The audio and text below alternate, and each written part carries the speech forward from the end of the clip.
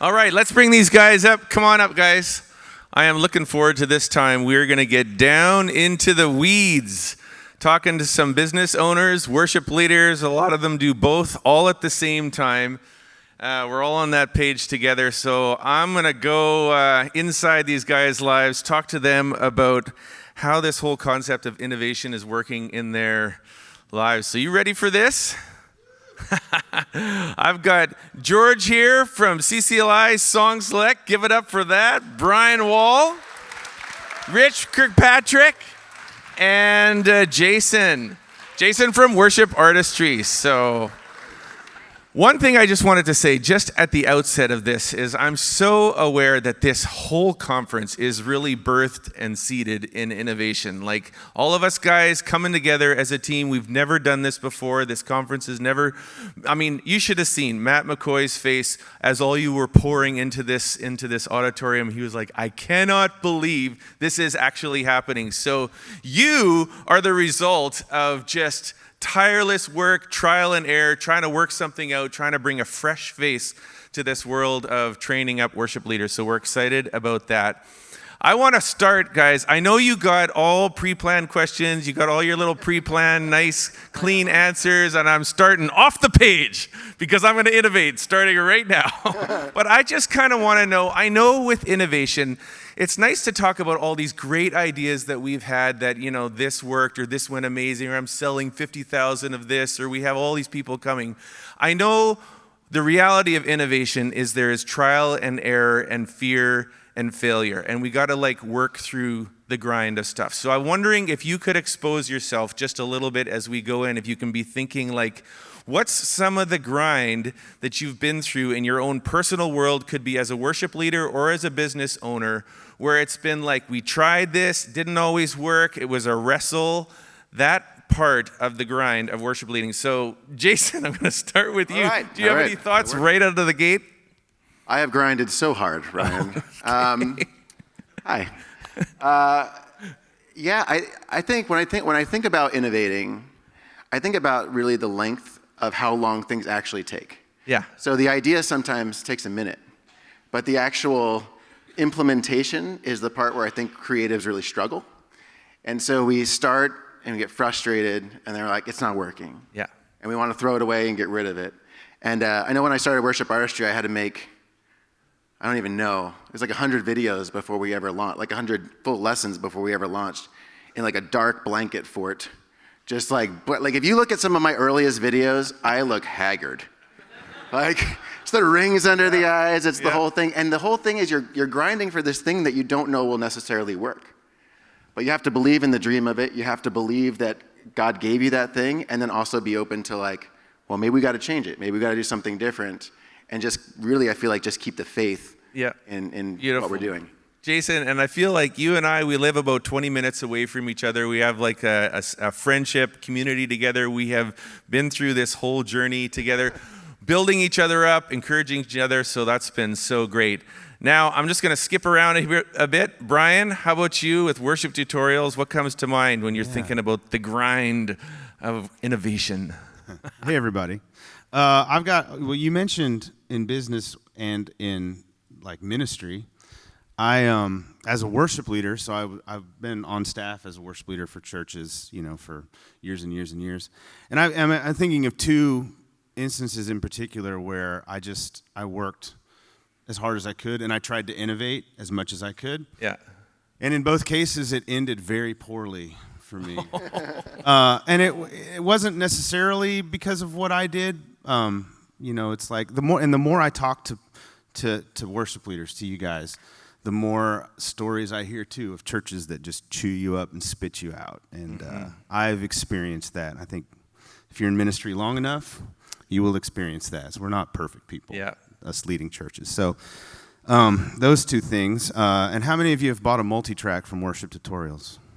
Few. Oh, there's one hand, two. There you go. We tried. It didn't work so well. Oh, I see. That was the point. So Brilliant. Yeah. But not yet. Yeah. Not yet. You shouldn't. Yes. You should go to Loop Community. You should go elsewhere.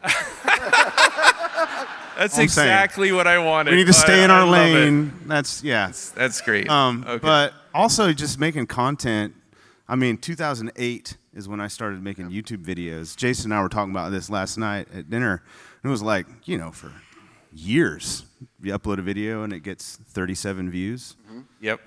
I'm still at 37. There you go. So. Just 5 videos a week for 14 years, and then you'll make it. There you Really? Yeah. All right, Rich, let's hear from you.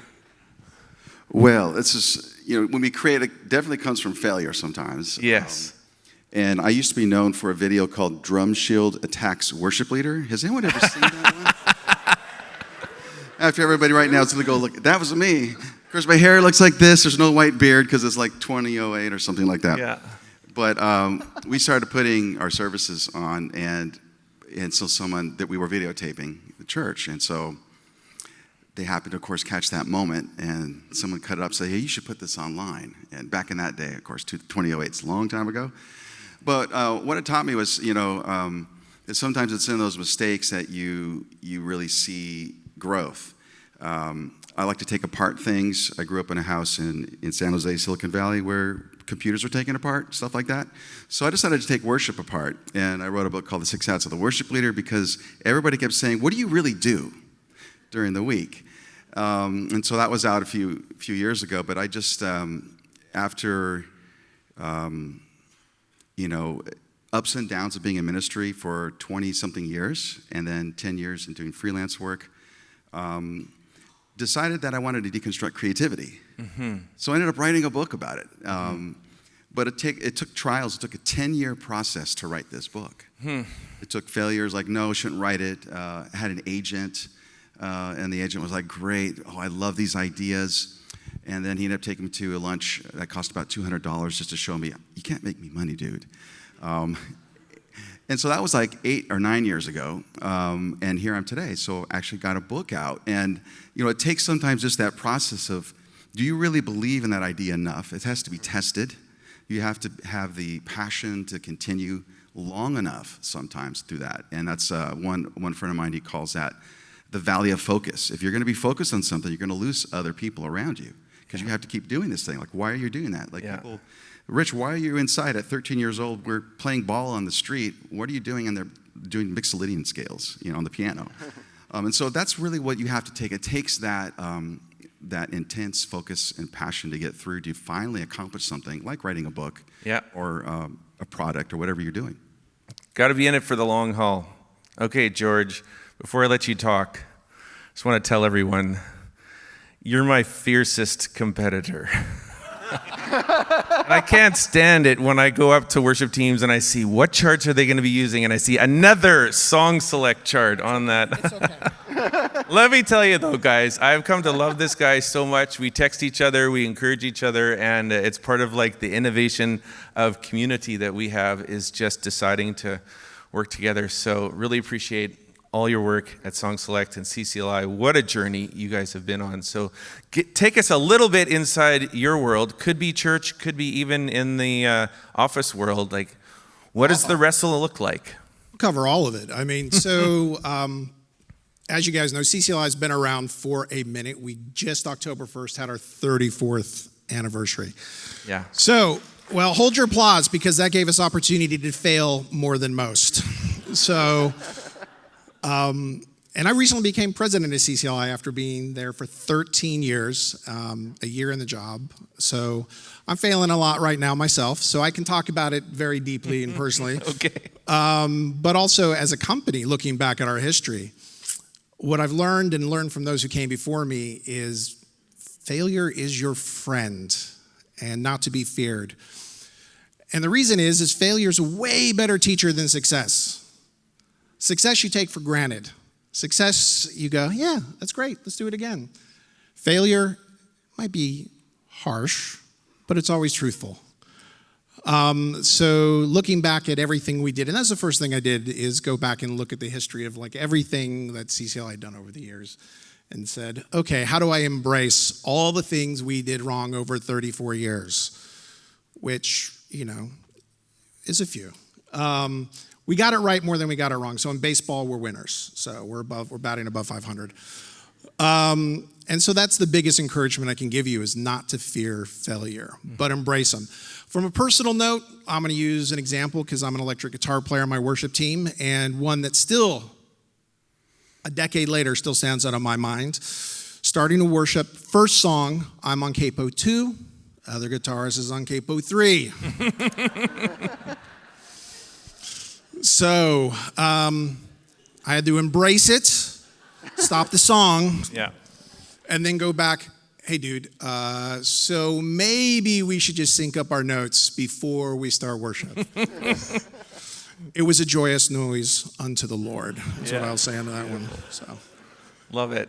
Well, hey, just to think about this conversation we're having, something I want to convey to all of you is, let's talk about our failure. Don't just talk about the good times. Don't just talk about all the successes that you have, because, it kind of alienates ourselves. We need to talk about the realities of life, trial and error. Hey, I tried this, failed. I mean, I got stories of when I started Praise Charts, I made like 4 boxes of sheet music, and a couple weeks later, I threw 3 3/4 boxes away. I recycled them. There you go. But it just did not work in the beginning and had to find new ways. So we need to tell each other about these stories. Okay, so that's been the personal side of us. Now I want us to kind of get into the mind of the worship leader, the worship pastor in particular. Let's just think about what are some ways that we think worship pastors need to innovate in this day and age that we're in right now. So, Brian, can I start with you? Are there any thoughts that you might have just entering into that mind space of a worship pastor? What are some problems that we're seeing that we need to overcome? Yeah. One of the churches I worked at in the past, they had like character traits that they wanted their staff members to exemplify. And one of them that I resonated with was called "Make It Better." All right, so that's when I would enter into a space or a new job or a problem. I just think the thought was, how can I make it better? And I know when it comes to innovation, creativity, I think a lot of people think you have to spend money, right? Because you're going to buy technology that helps you innovate. I think that the most important thing that I would do when I wanted to make it better is I would think about systems. What are the systems that I put in place? Like if you show up and nothing works, like your tech doesn't work, your board doesn't work, nobody knows where to plug in their guitar. When they do, it doesn't work. Microphones don't work. Develop a system where you come in early and you check all that stuff and you make sure it all works. But you have to organize your schedule around it, a system. If your volunteers don't show up on time, don't show up prepared, develop a system where I'm scheduling them this many weeks. Because I think of that as a technology. Yes. Right? It's a habit you could think of too. So that is how I would make things better, and it didn't cost anything. It took time and effort. It was a lot of work and a lot of communication with people. Yeah. So beautiful. Systems were my thing. Yeah. All right. Jason, you and I were just chatting in the park the other day, and you were talking about what it's like. You've left your worship team on their own, and they're like, hey, it's actually kind of going good this time, but it hasn't always gone so awesome. So you in a small church, what are some things that you have been wrestling through personally as a worship pastor, training up other worship leaders? And I know that's an aspiration of yours. Yeah. Even being here today, seeing your team thrive without you here. So yeah, I'm a worship pastor at a very small church. Yeah. Like I joke around, I'm like, we're like just over a house church. So like it's hilarious to me. Like I'm standing here and I keep looking around and I'm like, what am I doing here? This is awesome. I know, right? And so, I think for me, I've had to innovate a lot in terms of I was down to 2 people on my worship team coming out of COVID because people moved, people had kids, and just me. And so, but I started looking around and going, okay, how do I work with the people from this community? These are the people that God has given me. I've got about 60 people here that I can choose from. I wonder if any of them play instruments. And I started asking from the front all the time, hey, you see how it's just me? Wouldn't it be fun if it was more than just me? And nobody responded. So I was frustrated, and but then I was like, no, don't give up. Like I looked around, and so I started walking up to people and being like, you play anything? You all laugh, but this is what I do. And it was hilarious. Oh, yeah, I play keyboard. I've led worship a bunch. Do you not listen to me when I talk? And but so I had that, and then I just started doing that, and all of a sudden I built my team to 13 people. And yeah, praise God. Yeah.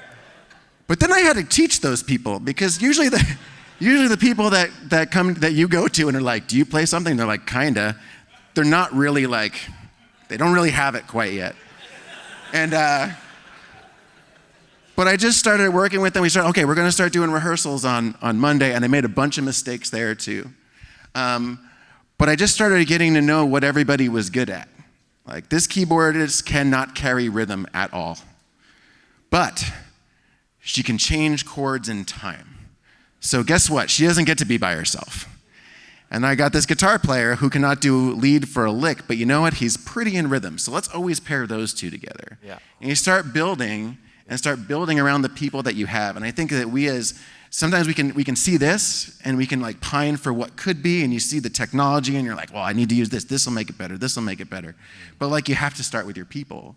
It's like you have to innovate with the people that God has already given you. And you'd be surprised at the way God answers those prayers. Jason, I just love that. You're so real, so in the grassroots of where it's at. This is where we all are, right? Like, we don't have bands like this come by. We're all kind of like mind blown, thinking, I can't believe I can play in a setting like this. This is awesome. But it's not real life for many of us on Sunday to Sunday, so I appreciate that. Rich, and then George, I want to kind of lean a little bit more into the technology side. I love how your book, Rich, is mind blown, creative.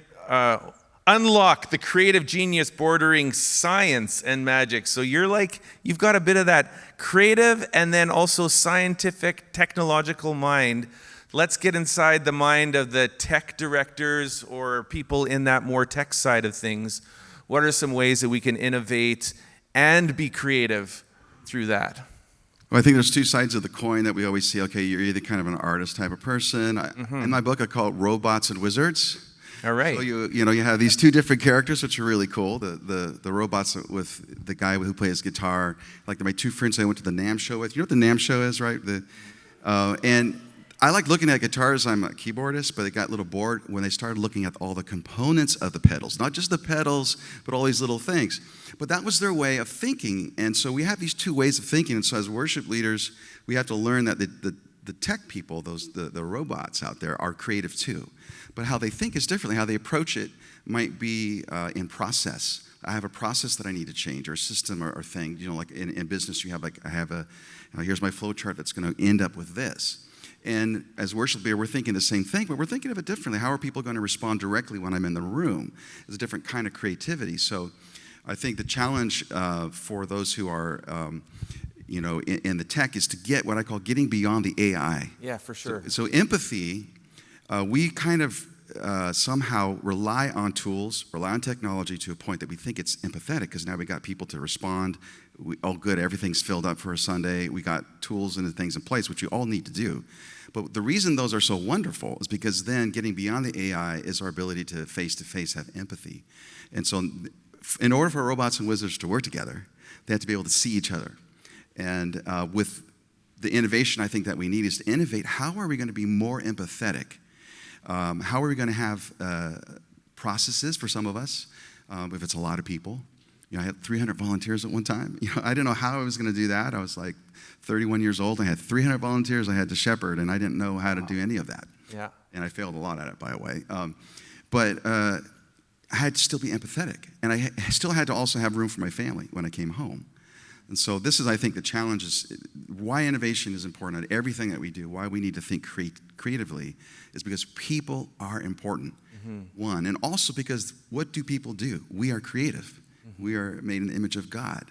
Tolkien calls us sub-creators. I like how he says that, or others will call us co-creators with God. And so in everything we're doing, whether you're in the booth, whether you're figuring out a new way to map the stage, and reroute a wiring system, or whether you're trying to figure out how do I help a new person on my team learn their part, feel comfortable, onboarding, how am I showing empathy. So I think it's really important to see that both sides of those are extremely important. Awesome. Beautiful.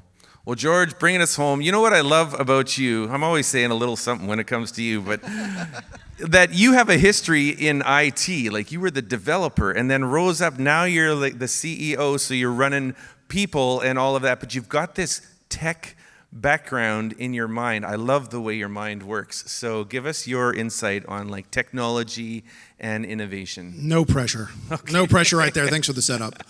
Well, let's start with some statistics because I do like numbers. I might fall a little bit into that robot category. Love it.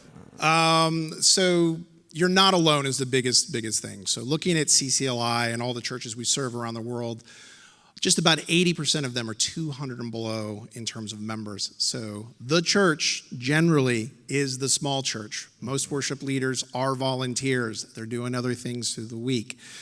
So the biggest thing I can encourage you with is you're not alone. There's a community of people in your local town, in your city, going through the same thing. Learn how to connect with them is one thing I would encourage you all to do. And think about how do you go from a mindset of surviving, because we've all done worship in that small church, and it is literally Sunday's in the bag. Now it's time to go eat. To go to thriving. How do you go, even with the resources you have, to go from surviving to thriving?